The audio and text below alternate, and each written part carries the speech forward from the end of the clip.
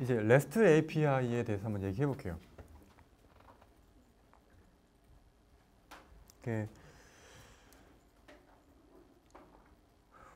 보통 API 설계한다라고 그러면 누구나 다 뭐 REST API라고 얘기해요.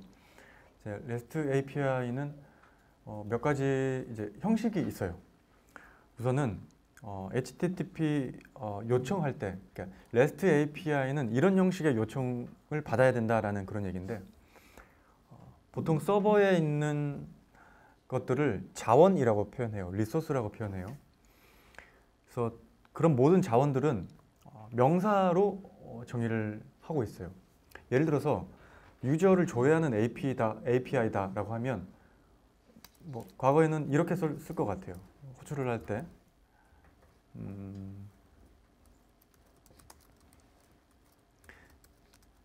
뭐 예를 들어서 localhost 3000번 한 다음에 get 뭐 users 이렇게 했던 경우도 많고 지금도 이렇게 많이 해요. 근데 이렇게 하지 않고 리소스명은 무조건 이 부분을 이제 리소스라고 하는데, 리소스 부분을 명사만 넣자라는 거예요. 명사만. 그러면 이게 명사만 넣게 되면 이 주소만 봤을 때 이게 유저를 조회하는 건지 아니면 유저를 추가하는 건지 유저를 삭제하는 건지 어떻게 식별하지? 라고 생각할 수 있어요.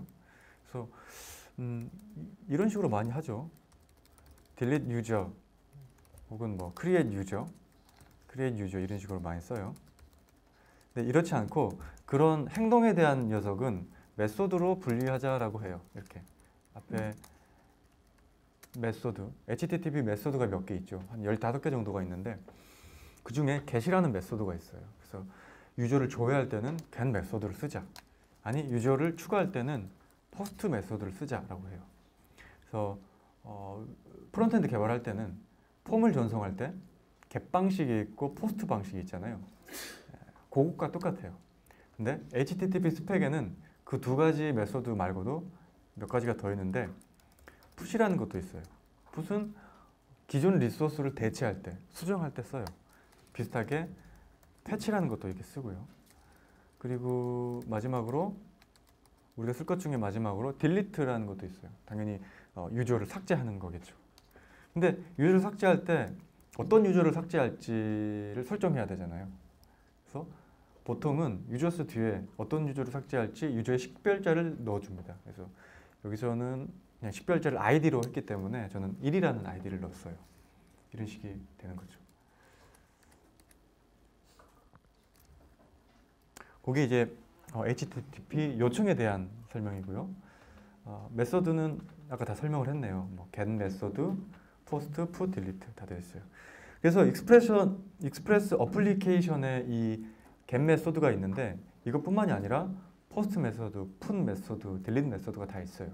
그래서 예를 들어서 이거는 이제 get users에 대한 API를 정의한 거고, 만약에 나는 post API를 만들 거야라고 하면 post users 이렇게 하면 돼요. 되게 간단하게 구현할 수 있습니다. 반대로 삭제할 때는 delete 메소드로 하시면 되고요. put도 마찬가지예요. 이렇게 네 가지 API를 만들 수 있다. 그리고 아까 이제 응답할 때, HTTP 응답할 때 상태 코드가 몇 개 있었어요. 아까 봤던 거는 200 코드가 있었고, 그리고 없는 페이지는 404가 가끔 떴었죠. 익스프레스가 만들어줬던 거. 근데 여러 가지가 있어요. 되게 많은데 좀 정리를 하자면 100번대와 200번대, 그리고 300번대, 400번대, 500번대 이렇게 있어요. 이거는 잘 안 써요. 잘 안 쓰는데 의미만 보자면 뭔가 아직 처리 중일 때는 100번대 응답을 줍니다. 그리고 200번대는 가장 많이 쓰는데 뭔가 성공했을 때, 뭔가 성공에 대한 의미는 200, 뭐 201, 202 이런 식으로 줘요. 근데 200 중에도 우리가 많이 썼던 200은 성공, success나 okay를 의미하고요. 201은 뭔가 생성됐다, 뭔가 서버의 자원 생성을 완료했다라고 했을 때 씁니다. 그래서 자원 생성에 대한 요청은 포스트 메소드죠. 그래서 포스트 메소드일 경우에는 201을 주기도 합니다. 그리고 뭔가 성공은 했는데 응답해줄 데이터는 없어, 헤더만 줄 거야 할 때는 204를 써요. 그래서 no content라는 의미고, 보통 딜리트 메소드에서 많이 써요. 뭔가 삭제하고 나면 삭제 요청에 의해서 리소스를 삭제하게 되면 삭제됐으니까 응답해 줄 건 없잖아요. 그래서 204로 응답합니다. 굳이 바디를 보내지 않는 이유는 네트워크 뭐라고 해야 되죠? 네트워크의 크기를 좀 줄이기 위한, 전송 크기를 줄이기 위한 목적도 있어요. 그리고 300번 때는 뭔가 리다이렉트 하는 경우에 많이 써요. 300번 때.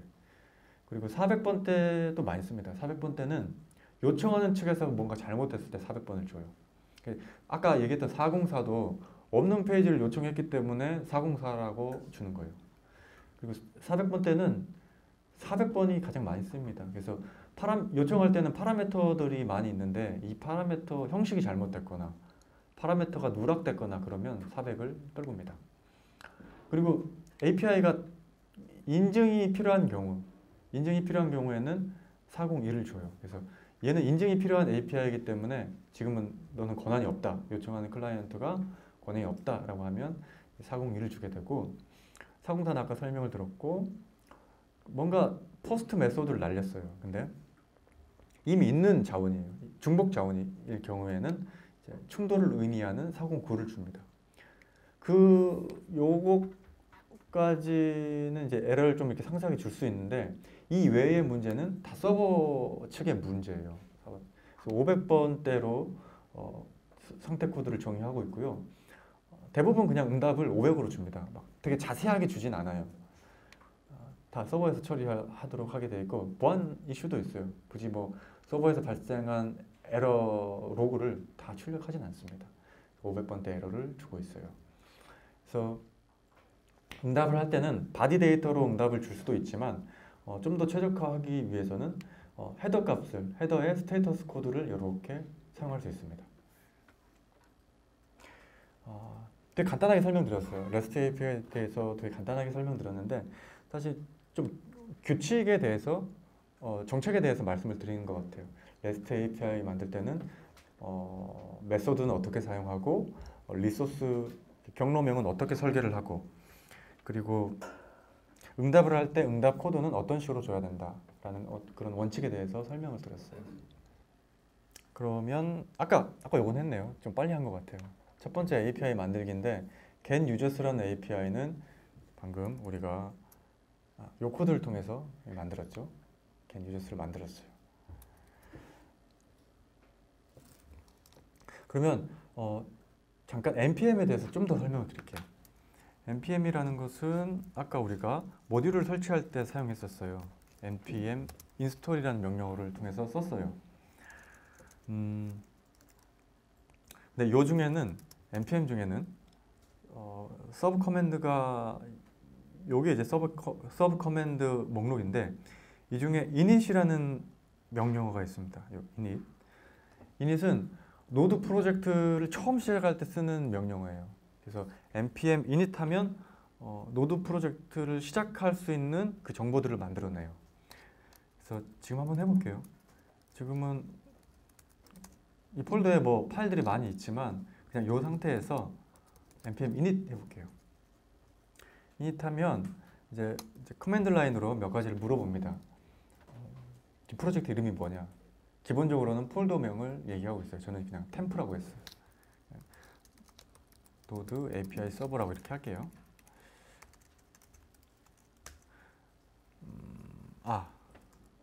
저렇게 쓰면 안 된다 그러네요. URL 프렌들리로 쓰라네요. 어떤 데는 캐피털도 쓰면 안 되나요? 네, 이렇게 쓰고 지금 만들고 있는 프로젝트 버전이 뭔지도 물어보고요. 디스크립션도 설명 물어보고 엔트리 포인트가 어디냐, 즉 시작해야 될 스크립트 파일이 뭐냐라고 해서 지금 index.js라고 디폴트로 되어 있습니다. 그리고 뭐 테스트 커맨드인데 이건 이따가 설명드리고 이제 git 레포지토리 주소도 설정할 수 있어요. 여기는 태그 같은 것도 입력을 할 수 있고 작성자 누구냐 하면 이제 이름도 적을 수 있고 몇 가지를 다 설정하고 나면 마지막으로 이 정보가 이 패키지.json으로 만들어질 건데 이 정보가 맞느냐라고 물어봅니다. 우선 맞다고 얘기하고 우리 코드로 돌아가 보죠. 코드로 가면 package.json이라는 파일이 생성이 되어 있어요. 여기 들어가서 한번 확인해 보죠. name은 아까 우리가 입력했던 그 값이죠. 노드 API 서버라는 프로젝트 명이고 버전도 나와 있고 디스크립션, 엔트리 포인트 이런 것들이 나와 있습니다. 그리고 디펜던시라는 부분에 우리가 추가했던 라이브러리들이 나와 있어요. 그래서 npm 인스톨을 통해서 설치하게 된 모듈들은 이 디펜던시라는 부분에 다 추가가 되게 돼 있어요. 그래서 아까 익스프레스와 로깅 역할을 하는 모르간이라는 것이 그 이름이랑 버전 정보 이렇게 같이 나와 있죠. 디펜던시 말고 데브 디펜던시라는 것도 있어요. 이거는 개발 환경에만 필요한 모듈들을 얘기해요. 그리고 또 스크립트라는 부분이 있는데 npm 스크립트라는 말을 들어보셨을 수도 있어요. 뭐냐면 여기다가 필요한 스크립트들을 등록해서 좀 간단하게 실행할 수 있는 방법이에요.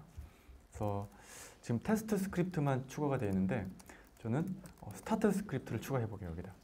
스타트는 서버를 구동할 수 있는 스크립트인데 저는 노드 한 다음에 index.js를 실행하도록 했어요. 그리고 이거는 JSON 파일이라서 자바스크립트와 다르게 뒤에 쉼표 꼭 붙여주셔야 됩니다. 이렇게 하면 npm을 통해서 서버를 구동할 수 있어요. 이렇게만 추가하면 이 부분이죠. 이 부분만 추가하면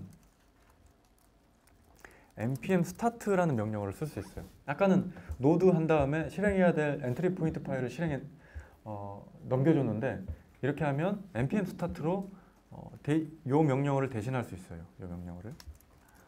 그러면 실행해 볼게요. 이렇게 하면 바로 서버가 러닝되죠. 러닝 돼 있어요. 이렇게 해서 npm 스크립트를 등록할 수 있습니다. 그래서 앞으로 실습할 때는 노드로 직접 서버를 구동하는 게 아니라 npm 스크립트로 구동하도록 할게요. 이제 간단하게 익스프레스로 API를 어떻게 구현하는지는 대강 이제 그림이 그려지시죠. API가 필요하면 라우팅을 추가하고 그 라우팅에서 적절하게 응답 객체를 이용해서 응답을 하면 돼요. 근데 그 API를 만들기에 앞서서 API를 어떻게 만들 것인가 그 얘기를 잠깐 할게요.